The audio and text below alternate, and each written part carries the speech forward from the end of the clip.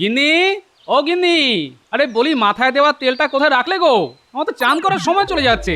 রাজসভায় সেই দেরি, লজ্জা একেবারে মাথা কাটা যায় গিন্নি। বলি চোখে কি নেবা হয়েছে? দাওয়াই রাখা আছে, দেখতে পাও না? দেখেছি দেখেছি, ওই তো দাওয়ার বাঁশের পাশে এমন ভাবে রাখা আছে যেন চোরে চুরি করে নিয়ে যাবে।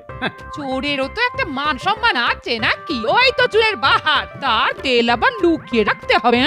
এখন থেকে ঘাটেই রেখে এসো, ভূত পেতনিও ছুঁয়ে দেখবে না। হ্যাঁ,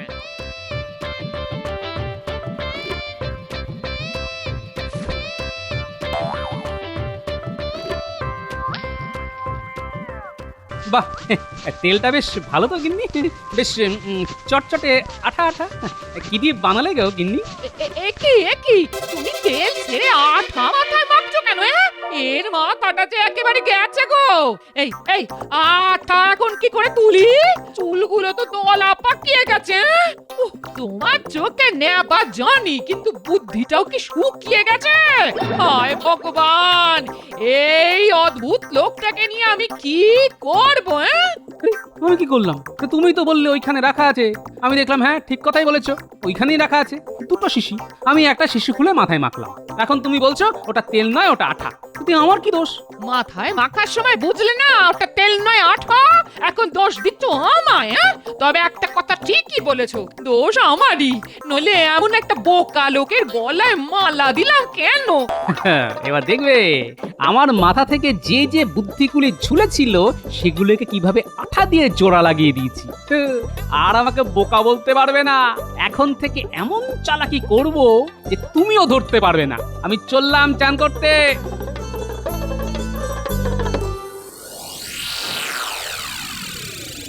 মন্ত্রী, রাজা কৃষ্ণচন্দ্র সম্পর্কে তুমি যা যা জানো তা আমাকে জানাও তো। মহারাজের অজানা কিছুই নেই, তবু মহারাজ যখন জানতে চাইছেন তখন বলি। শুনেছি তিনি খুব দয়ালু, তার প্রচুর ধনরত্ন আছে। হ্যাঁ, ব্যাস ব্যাস ব্যাস, আর কিছু জানতে চাই না। তার যে প্রচুর ধনরত্ন আছে তা কি তুমি নিশ্চিত করে জানো? একেবারে নিশ্চিত করে জানি। যে কোনো কারণেই হোক তার হাতে প্রভূত ধন রত্নাদি গচ্ছিত আছে। তার কত পরিমাপ তা তিনি নিজেই জানেন না। মন্ত্রী, তুমি তো জানো রাজকোষের অবস্থা মোটেই ভালো নয়, প্রায় শূন্য হয়ে গেছে।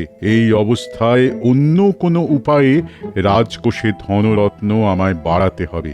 অনেক দিন ধরেই আমার ইচ্ছে কৃষ্ণনগরে সিংহাসন দখল করি, কিন্তু তা আর হয়ে উঠছে না। রাজ্য অধিকারের ঝক্কি কি কম? তার চাইতে চেষ্টা করে দেখি রাজার ধনরত্ন কিভাবে দখল করা যায়। হ্যাঁ, এটা তুমি ঠিক কথাই বলেছ। ধনরত্নগুলো হাতিয়ে নিলেই তো ব্যাস ল্যাটা চুকে গেল। হ্যাঁ, কিন্তু তা সেটা কি করে সম্ভব? তার উপায় তুমি বার করো তো দেখি।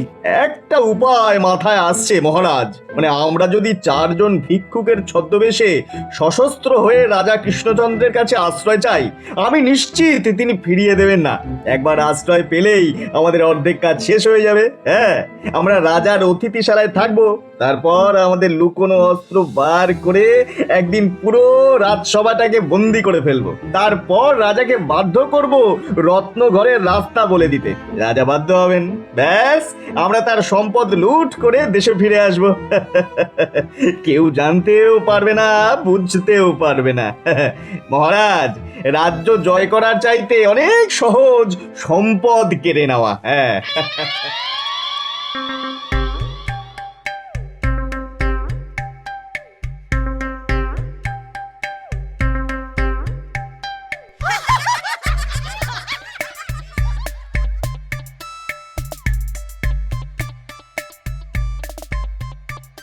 গোপাল, তোমার মাথার পিছনে চুলের একই অবস্থা হয়েছে। কাক কি ডিম পেয়েছে নাকি? ডিমগুলি ঢেকে রাখার জন্য চুলে কি লাগিয়েছো? অশ্বডিমের তেল? না, আসলে গিন্নি রোজই বলে আমার মাথা থেকে বুদ্ধিগুলি বেরিয়ে নাকি চুলের পাশে ঝুলছে, তাই একটু আঠা দিয়ে আটকে রেখেছি মন্ত্রী মশাই। চমৎকার বুদ্ধি বার করেছো তো। তা যে বুদ্ধি দিয়ে তুমি আঠা দিয়ে মাথায় বুদ্ধি লাগিয়ে রাখো, সেই বুদ্ধিটা তখন কোথায় ছিল? সেই বুদ্ধিগুলো আমি হাতেই রাখি, তাও আঠা দিয়ে আটকে। দেখুন দেখুন, আমার হাতটা কেমন চটচট করছে। গোপালের এই বুদ্ধি আঠা দিয়ে আটকে দেওয়াটা দেখে কি এটাই প্রমাণিত হলো যে গোপালের এককালে বুদ্ধি ছিল? মন্ত্রী, বুদ্ধিমানদের বুদ্ধি আঠা দিয়ে আটকে রাখতে হয় না, ঠিক সময় মতো তা প্রকাশিত হয়। মহারাজ, যার ল্যাজ আছে সে কিছুতেই ল্যাজ লুকোতে পারবে না, আর যার ল্যাজ নেই সে আমরণ চেষ্টা করেও তার ল্যাজ বার করতে পারবে না মহারাজ। মহারাজ, গোপালের অর্ধেক কথার মানে আমি বুঝতে পারি না। আপনি আমায় বলুন না, এইমাত্র গোপাল যা বলল তাতে কি আমাকে অপমান করা হলো? না রে বাবা না, গোপাল সব সময় তোমাকে অপমান করে না, মাঝে মাঝে করে। না, ল্যাজ নিয়ে কি একটা কথা বলছিল, সেটা কার ল্যাজ মহারাজ? নিজের ল্যাজ নিজেই চিনে নিন মন্ত্রী মশাই। মহারাজ, আপনাকে রানীমাও চিনতে পারবেন না। মনে হচ্ছে কতদিন খেতে পাননি। জীবনের উপর দিয়ে কত ঝড় বয়ে গেছে। আপনি যে একজন মহারাজ তা কেউ বলবেই না। হ্যাঁ, এই কথাটাই তুমি অন্য সময় বললে তোমার গর্দান আমি এক্ষুনি নিয়ে নিতাম, কিন্তু আমি সহ্য করে গেলাম, কারণ এই বেশেই আমাদের কিছুদিন থাকতে হবে। আমিও মহারাজ সেই সুযোগে আপনাকে দুটো কথা শুনিয়ে দিলাম। আসলে আমি আপনার ছদ্মবেশের প্রশংসাই করলাম, সেটা তো মেনে নেবেন। হ্যাঁ, তোমার যে এত বুদ্ধি তা তো আগে জানতাম না। ঘুরিয়ে পেঁচিয়ে কথা বলা তোমার স্বভাব নয়, পারো না, তবে তোমার সাহস আছে। রাজাকে মুখের ওপর কথা বলা আপনাকে ভিখিরি মনে হচ্ছে, সত্যি সাহসের কাজ বটে। চিন্তা করো না, সফল হয়ে ফিরে আসলে তোমার মাসোহারাটা আমি বাড়িয়ে দেব। মহারাজকে ভিখারির মতো লাগছে বললে যদি আমার মাসোহারাটা বেড়ে যায়, তবে প্রত্যেক দিন আমি এই কথাটা আপনাকে বলতে পারি, যদি আপনি অনুমতি দেন। আমি তোমায় অনুমতি দিলাম, তবে সবার সামনে নয়, কেউ শুনে ফেললে খুব লজ্জা পেয়ে যাব। আগে এখন কাজটা করে ফেলি, বুঝলে? আর সময় নেই। আর হ্যাঁ, তোমাকেও খুব ভালো মানিয়েছে, মনে হচ্ছে একেবারে শ্মশান থেকে উঠে এসেছো। আপনি মহানুভব মহারাজ। কথায় কথায় আমাদের অস্ত্র শস্ত্র নিতে যেন ভুল না হয়। ঝোলার মধ্যে ওগুলো ভরে নিয়েছো তো? সে আর বলতে মহারাজ, ওগুলোর ব্যবস্থা আগেই করে নিয়েছি, চিন্তা করবেন না। অস্ত্রগুলি সব আমার হেফাজতে রেখেছি, ও নিয়ে আপনাকে চিন্তা করতে হবে না। হ্যাঁ, আমরা একা যাচ্ছি নাকি? হ্যাঁ, সেটা তো খুবই ভয়ের কাজ হবে। সঙ্গে কারা যাবে? সেরা দুজন অস্ত্রধারী ছদ্মবেশে, ওদের কাছে অস্ত্র থাকবে। যাক, নিশ্চিন্ত হওয়া গেল। চলো এখন রওনা হই। যথা আজ্ঞা মহারাজ।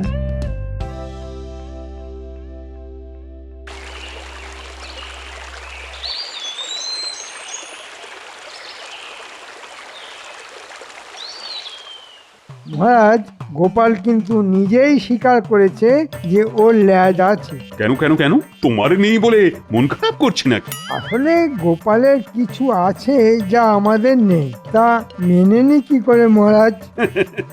গোপালের বুদ্ধি আছে, তোমার নেই, এই কথাটা তুমি মানতে পারবে তো? একদম মানবেন না মন্ত্রী মশাই, বুদ্ধিতে আমি আপনার নখের যোগ্যও নই।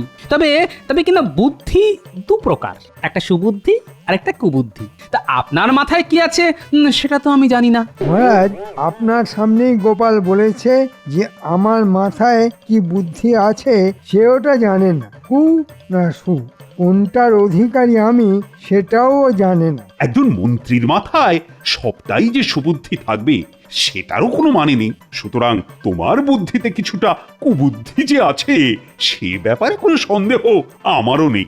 মহারাজ, গোপালের মাথায় তাহলে কোন ধরনের বুদ্ধি আছে বলে আপনার মনে হয়? গোপাল মন্ত্রীর কথার কোনো জবাব দেবে কি না দেবে না? মহারাজ, আমার মাথার বুদ্ধিগুলি এই কিছুক্ষণ আগে আঠা দিয়ে জোড়া লাগিয়েছি, এখনো ভালো করে আঠা জোড়েনি। এক্ষুনি কি করে বলি মহারাজ?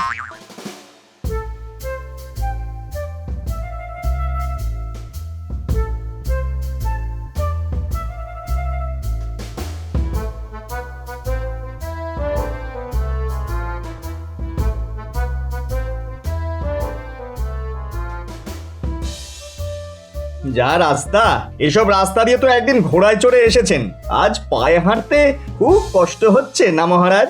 বাঘ সিংহ তো এই জঙ্গলে মাঝে মধ্যেই রাস্তায় বেরিয়ে আসে, তাই জিজ্ঞাসা করছিলাম। আপনি ভয় পাচ্ছেন না তো? তোমার সাহস কিন্তু দিন দিন বেড়েই যাচ্ছে। ভেবো না 1 মাসে শীত যাবে, আমি কিন্তু তোমার গর্দান নেবই। তাহলে আরেকবার আমার গর্দান নিয়ে নিন মহারাজ। বাঘ সিংহকে বন্দি করতে গেলে এমনিতেই আমার মুন্ডুটা চলে যাবে, তার চেয়ে আপনার হাতে গর্দান চলে যাওয়াটা বেশ আরামের হবে। বাঘ সিংহ খেলে বড্ড লাগবে মহারাজ, চিবিয়ে খাবে তো। ওদের কি আশেপাশে দেখা যাচ্ছে নাকি? আরে আমি একজন রাজা, তা কি ওরা জানে না? জিজ্ঞেস করে আসবো? তাহলে কিন্তু আমার না ফেরার আশঙ্কা রয়েছে। মানে আপনি এখানে ওই দুজন লোককে নিয়ে একা থাকতে পারবেন তো? তাহলে তোমাকে আর কষ্ট করে যেতে হবে না, আমি বিশ্রাম নিই, তুমি আমাকে পাহারা দাও। সেটাই ভালো, গর্দান গেলে আমাদের সকলের যাবে। রাজবাড়ির কিছু অংশ মেরামত করতে হবে, বিশেষ করে অতিথিশালা, রান্নাঘর, এমনকি এই রাজসভা। কোনো কিছুই ঠিকঠাক নেই বলেই তো মনে হচ্ছে আমার। অতিথিশালাতে এখন কেউ নেই, কোনো অতিথি আসার সম্ভাবনাও নেই, তাই অতিথিশালা সারাবার কোনো দরকার নেই বলেই আমার মনে হয়।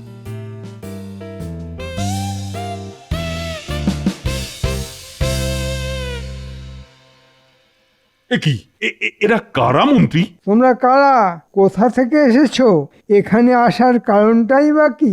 মহারাজ, আমরা সেই দূর দেশ থেকে এসেছি আপনার করুণার প্রত্যাশায়। আমার করুণার প্রত্যাশায়? দেখে তো মনে হচ্ছে বহুদিন খাওয়া হয়নি, মুখে চোখে অত্যাচারের চিহ্ন। তা তোমরা আমার রাজসভায় কেন এসেছো? লোকমুখে শুনেছি আপনি বড় দয়ালু মহানুভব, তাই আপনার কাছেই এসেছি। কেন কেন কেন আমি তোমাদের জন্য কি করতে পারি? আমরা যেখানে থাকতাম সেখানকার রাজা খুব অত্যাচারী, আমাদের জমি জমা কেড়ে নিয়ে দেশ থেকে তাড়িয়ে দিয়েছে। আমরা কতদিন যে কিছু খেতে পারিনি তা আপনাকে বলে বোঝাতে পারবো না। আমরা দেশ ছাড়ার আগে কিছুই আনতে পারিনি, এই সামান্য ঝোলা নিয়ে বেরিয়ে পড়েছি। এই দেখুন ঝোলার অবস্থা, পথে পথে ঘুরে কেমন মলিন হয়ে গেছে। কেমন একটা ঠং করে আওয়াজ শুনলে? সর্বহারা খেতে না পাওয়া চেহারাও তো এদের নয়, তবে এরা কারা? আমিও শুনেছি, এটা নিয়ে পরে কথা হবে। মহারাজ কি বলেন সেটা আগে শুনি। আচ্ছা, তুমি কি বলো? মানে এদের কি আশ্রয় দেওয়া ঠিক হবে? মানে এদের তো চিনি না, জানিও না। না মহারাজ, আমার জানি কেমন কেমন লাগছে, মনে হয় ওদের আশ্রয় দেওয়া খুব একটা বুদ্ধিমানের কাজ হবে না। এটাই হচ্ছে গোপালের দোষ, সবাইকে সন্দেহের চোখে দেখা ঠিক নয়। আমরা দেখতেই পাচ্ছি এই লোকগুলোর কি চেহারা হয়েছে, এদের দেখে গোপালের মনে কি একটুও মায়া মমতা হচ্ছে না? বিজ্ঞানী, তুমি কি বলো? এদের অতিথিশালায় থাকতে দেওয়া উচিত নাকি উচিত নয়? অচেনা অজানা কাউকে এই রাজবাড়ির অতিথিশালায় আশ্রয় দিলে ওই রাজার নিরাপত্তা বিঘ্নিত হতে পারে। ওই আর একজন এখানে জুটেছে। বিজ্ঞানী মশাই, এটা রাজসভা না গোপালের বাড়ির উঠোন যে সব গোপালের কথায় তোমায় সায় দিতে হবে? ঠিক আছে ঠিক আছে, এ নিয়ে তর্ক করে লাভ নেই। তবে আমি এই রাজ্যের রাজা, দরিদ্রের জন্য কিছু করা আমার কর্তব্যের মধ্যেই পড়ে। এক্ষেত্রে আমি এদের অতিথিশালায় থাকার ব্যবস্থা করছি। যতদিন না এদের কোনো কাজে লাগাতে পারি ততদিন ওরা এখানেই থাকবে। মহারাজ মহানুভব, আপনার কাছে আমাদের ঋণ শোধ করার কোনো রাস্তা থাকলে তা নিশ্চয়ই করব। দরিদ্রের সেবাই তো রাজার ধর্ম হওয়া উচিত। ঠিক আছে, ওরা রাজবাড়ির অতিথিশালাতেই থাকবে, নজর রাখার কাজে সুবিধে হবে।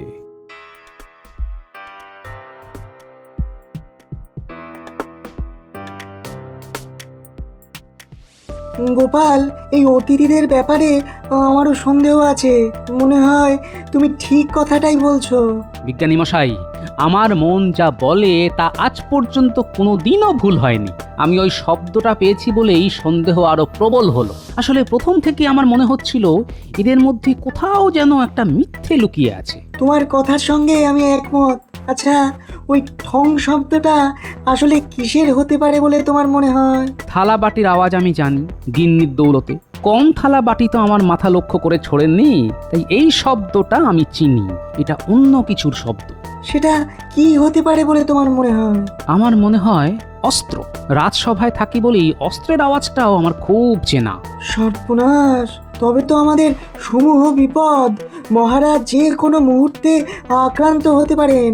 সেটি হবার জো নেই। আমি একটা বুদ্ধি বার করেছি, কিন্তু দেওয়ালেরও কান আছে। আপনি বরং আমার কাছে আসুন, কানে কানে বলি। এই একদম তোমার মুখের কাছে কান নিয়ে গেলাম, এবার ফিসফিস করে বলো।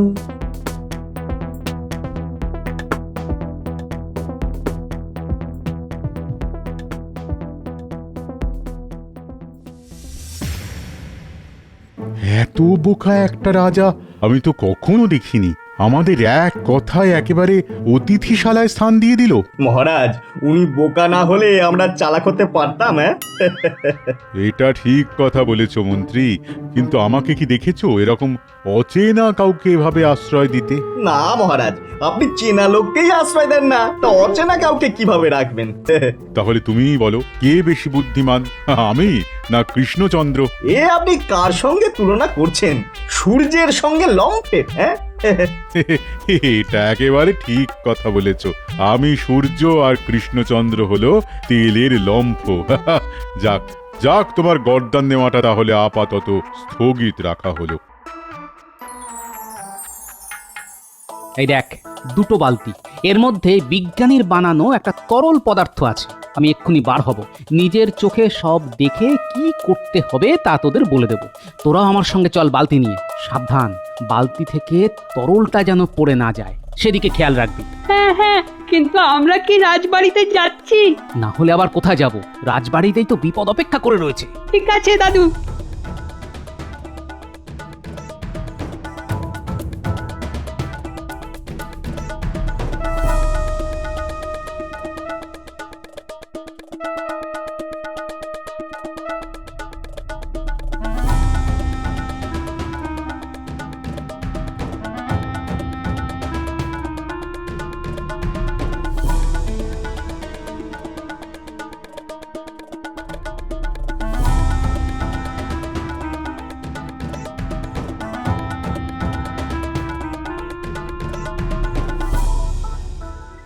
মহারাজ, এটাই সময়। প্রহরীরা সব ঘুমিয়ে পড়েছে।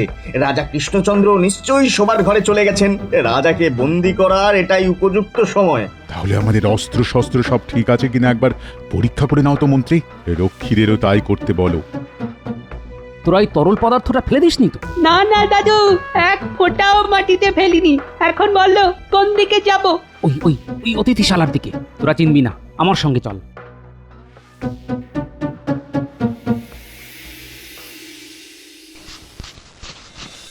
আরে মন্ত্রী, এত দেরি করছো কেন? তুমি সব কাজই বড্ড ধীরে ধীরে করো। উফ, অস্ত্র পরীক্ষা করতে এতক্ষণ লাগে? তোমার জায়গায় সেনাপতিকে আনলে ভালো হতো। তাহলে ঠিকই আন্দাজ করেছিলাম। এরা কারা তা বুঝতে পারছি না ঠিকই, কিন্তু ওষুধ পড়লে ঠিক চিনতে পারবো। শোন গুলটে, ন্যাপলা, যেই এরা বেরোবে তোরা বালতির তরলটা ওদের মাথায় ঢেলে দিবি।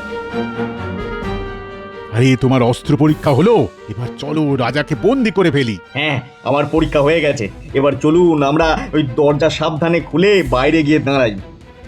গুলটে, ন্যাপলা, ওরা দরজা খুলে ফেলছে বলে শুনলাম। বাইরে এলেই তোরা ঢালবি। আমি কিন্তু দরজা খুলছি, আপনি আমার পিছনে পিছনে আসুন। না না, আমি আগে যাব। মনে রেখো, আমি রাজা, আমি যাব তোমার পেছনে, এটা হতেই পারে না। ওরা দরজায় পা দিলেই বালতির তরল ওদের গায়ে দিবি, বুঝলি?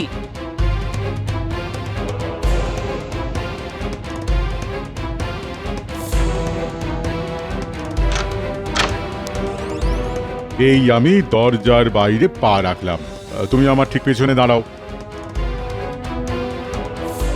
উল্টে, এবার ঢেলে দে।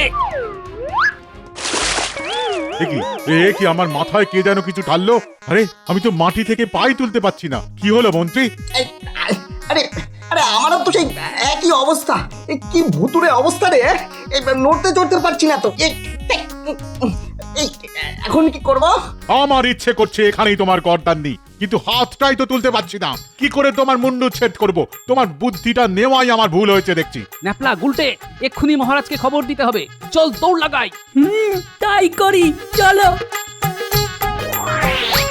তুমি একটা গর্ধ, মরকট, বলদ, মোষ। আমি তোমাকে মন্ত্রী পদ থেকে বরখাস্ত করলাম। মহারাজ, মহারাজ, মহারাজ, তাড়াতাড়ি বাইরে আসুন। বামাল সমেত ডাকাত ধরেছে। কি ব্যাপার গোপাল, এত রাতে? যাদেরকে আপনি ভিখারি ভেবে আশ্রয় দিয়েছিলেন তারা ধরা পড়েছে, দেখবেন, চলুন। উল্লুক, বেল্লিক, ইঁদুর, বেড়াল, শেয়াল, ভেড়া। গোপাল, এরা কারা? ওরা কি চাইছে? আপনাকে বন্দি করে রাজকোষ শূন্য করে নিয়ে যেত। কিন্তু আমি তো ওদের চিনতেই পারছি না। সেই ব্যবস্থা করছি। আগে সবাইকে ডাকুন আর দুবালতি জল আনতে বলুন। এই, কে কোথায় আছিস? পাহারা দেবার নাম করে নাক ডাকিয়ে ঘুমোচ্ছিস? দুবালতি জল নিয়ে আয় তাড়াতাড়ি। মহারাজ মহারাজ আমাকে দেখলেই আপনি চিনতে পারবেন। এই পোড়ার মুখ আর দেখাতে চাই না। এই মন্ত্রীর পরামর্শেই একজন রাজা হয়ে আপনার ধন লুট করতে এসেছিলাম ভিখারির ছদ্মবেশে। আমাকে ক্ষমা করে দিন। মহারাজ চিনতে পারছেন? দেখুন কাদের আপনি আশ্রয় দিয়েছিলেন। কি আপনি তো খাম্বাজ রাজ আর সঙ্গে খাম্বাজ মন্ত্রী। আপনারা নিজে এসেছেন আমাকে বন্দি করে আমার ধনরত্ন লুট করতে। এবারের মতো আমাদের ক্ষমা করে দিন। আমার মন্ত্রীকে আমি বরখাস্ত করে দিয়েছি, এবার আমাকে যেতে দিন। যাবেন তো বটেই, তবে নিজের রাজ্যে নয়, কারাগারে। আয় এই দুই দুষ্কৃতীকে কারাগারে নিয়ে যা, বিচার হবে পরে। আর গোপাল, তোমাকে আর কত ধন্যবাদ দেব। আর পুরস্কার, কাল আমার রত্ন ভাণ্ডার থেকে যত খুশি রত্ন নিয়ে যাও। আমি রত্ন নিয়ে কি করব মহারাজ? আপনি বরং বিজ্ঞানী মশাইকে মাসোহারাটা বাড়িয়ে দেবেন। বিজ্ঞানী না থাকলে এই কাজটা করা সহজ হতো না মহারাজ। আর আমার খুদে বাহিনীকে খেলনা কিনে দেবেন, সেটাই আমাকে দেওয়া হবে। গাধা চড়ুই, তোমাকে আজ মেরেই ফেলবো। একটা যদি খাড়া পেতাম এখানেই তোমাকে বলি দিয়ে দিতাম। ওরে বাবারে, আপনি আমাকে পেটাচ্ছেন ঠিক আছে ওরে বাবা, কিন্তু মনে রাখবেন গর্দান শুধু আমার একার যাবে না, আপনারও যাবে। কিন্তু তার লাগছে তো, ও মরা ছেড়ে দিন না। ওরে বাবা, লাগছে।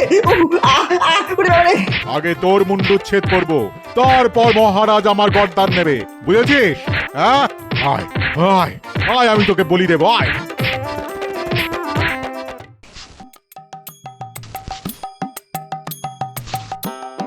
গিন্নি গিন্নি কোথায় গেলে গো? তোমার সংসারের ঘানি টানছি। হ্যাঁ কি তোমার মাথার চুলগুলো আগের মতো হলো কিভাবে? হ্যাঁ আরে বিজ্ঞানীর খাড় মেখে আমার বুদ্ধিগুলি সব মাথার মধ্যে ঢুকে গেছে। এখন আর আঠা লাগাতে হবে না। তোমার আঠা তোমার কাছেই থাকুক। বুদ্ধি কমে গেলে ওই আঠা আমার লাগবে, সাবধানে রেখো কিন্তু।